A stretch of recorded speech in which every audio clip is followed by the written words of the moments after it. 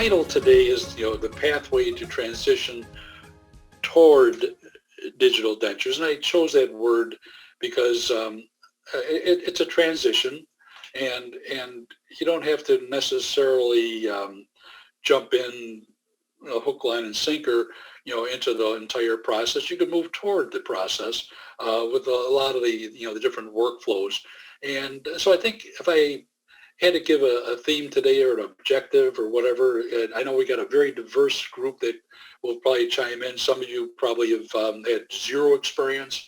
Others have probably had significant experience, and there's a lot of people in between.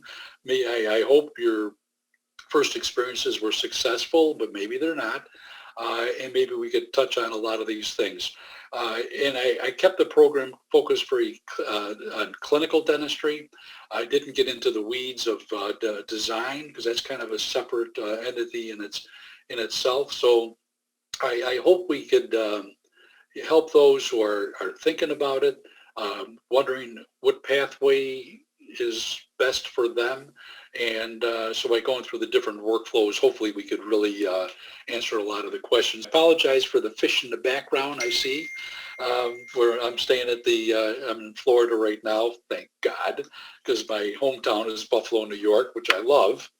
Typical Buffalo weather back home, and right outside that window is a very beautiful day.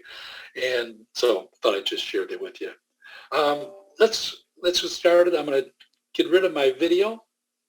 As we mentioned, we got different pathways to choose. We're going to go through this outline, and some of it very briefly, but again, the focus will be on the clinical workflows, and probably the clinical try-in is going to be the area of most interest that I think you're going to have. So let's get into it.